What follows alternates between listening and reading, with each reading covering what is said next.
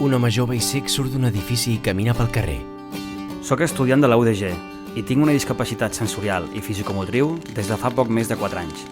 Fa anar el bastó per la vorera.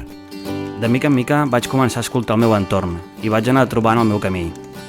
Fins que un bon dia vaig tenir clar que el meu nou objectiu era lluitar per normalitzar la discapacitat en la societat. És per això que estic estudiant Ciències Polítiques i de l'Administració a la UDG. Vaig a classes presencials, per gaudir de les classes, per conèixer els companys i els professors. Recorre un passadís de la universitat. El treball coordinat que s'ha dut a terme des de l'àrea de compromís social de la UDG, l'ONCE i la Facultat de Dret ha estat clau per poder accedir als estudis com qualsevol altre universitari. Seu en una aula amb altres estudiants.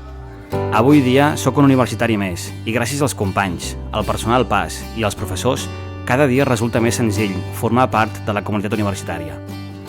Cada classe, cada lliçó i cada xerrada em donen eines per poder transmetre millor la Convenció dels Drets de les Persones amb Discapacitat de les Nacions Unides, que forma part de l'ordenament jurídic de l'estat espanyol des de l'any 2008. Tecleja el portàtil per prendre punts.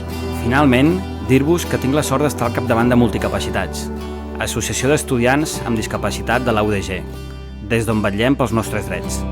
En una cantonada voreja una paperera.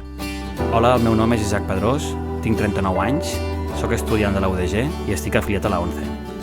Sobreimprès #HistòriesUDG. L'Isaac travessa el pas de vianants amb el bastó per davant. Fosa negra.